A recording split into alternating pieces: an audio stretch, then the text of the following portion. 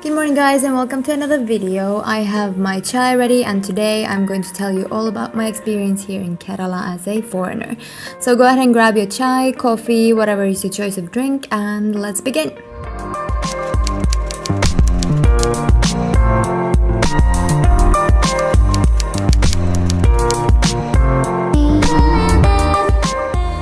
I've been living in India for almost 3 years now, and me and my husband got married here and our little Ava was born here as well. Over the past 3 years, Trivandrum and Kerala have really become a home to me and I really love this city. Trivandrum is one of my favorite cities here in Kerala.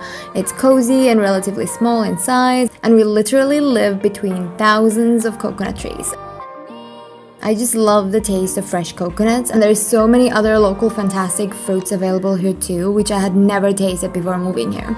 People grow chakka, sapota, and mangosteen right here in our neighborhood, and you can see banana trees from the window. And when it's mango season, there are dozens of different sweet mangoes available, which all our family loves to eat. We live in a flat, so we don't really have space for our own banana tree yet, but maybe later on I'd love to have a garden of my own where I can grow fruits and veggies for us to use.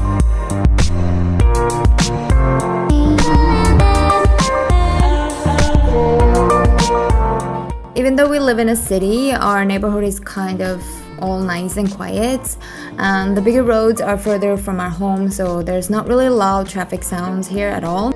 As you might know, here in India, the traffic is really loud. Even in the smaller roads, it can be really chaotic with all the loudness from the rickshaws and trucks and motorbikes and all the honking that everyone seems to be a big fan of here. So yeah, India can be very loud, and not just the traffic. We have a lot of festivals and celebrations here that bring together massive crowds who love celebrating with loud music and tons of firecrackers. Some local festivals last for days and sometimes even weeks, and Onam has to be one of my favorites. I just love how we gather together with family and eat Ona Satya together, and you can see these beautiful Pookalam decorations all over the city, and it's just beautiful.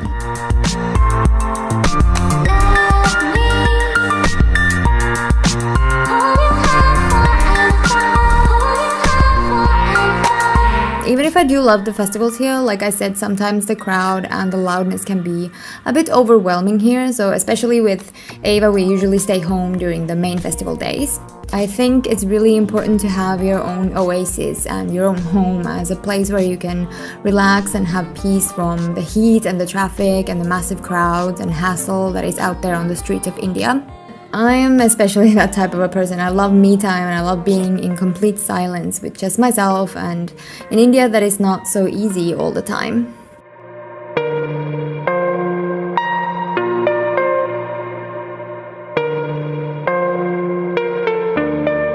In Finland we have long, dark, cold winters, and for me I just love being here in this tropical weather where it's sunny and the nights are pleasant and the fruits are delicious.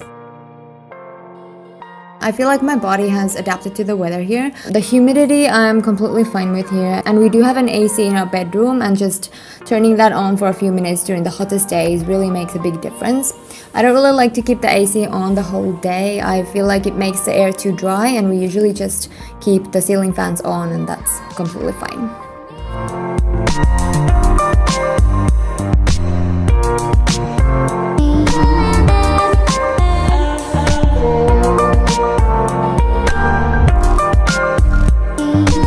Our family doesn't have a car, but I find that getting around Trivandrum is really easy with the auto rickshaws or Uber cab. Nowadays I really prefer Uber, since in the rickshaw you're kind of exposed to all the traffic noise and dust and everything. When I was pregnant, we didn't have Uber cabs here yet, so it was quite difficult for me with my huge belly and the bumpy roads to get around with the rickshaw. We don't really use the local buses here in Trivandrum. They can be quite crowded and they come in very random times, and I find the schedules and the routes not so effective for us to get around. Especially with Ava, I really can't imagine standing in the sun and the dust for half an hour waiting for the bus. What I do love here is the Indian trains. The long distance trains are amazing. You can almost get around anywhere in India really easy and with such a low price, and it's just really comfortable way of traveling for me.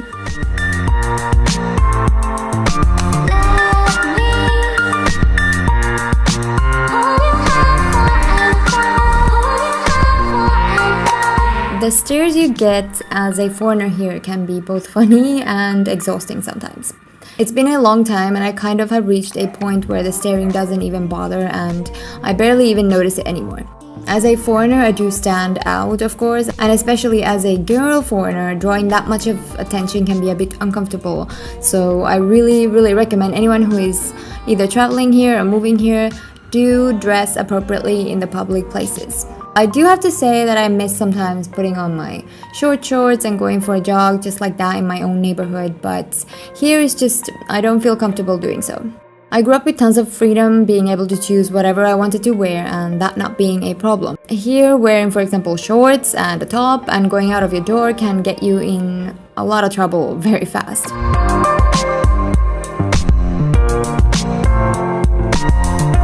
I've talked about the pollution and the lack of waste management here in a previous video, and I just want to mention it again since it can be quite heartbreaking to see so much waste dumped on the side of the road and people burning trash in their backyards and not being able to do much since there is not a very effective system going on here.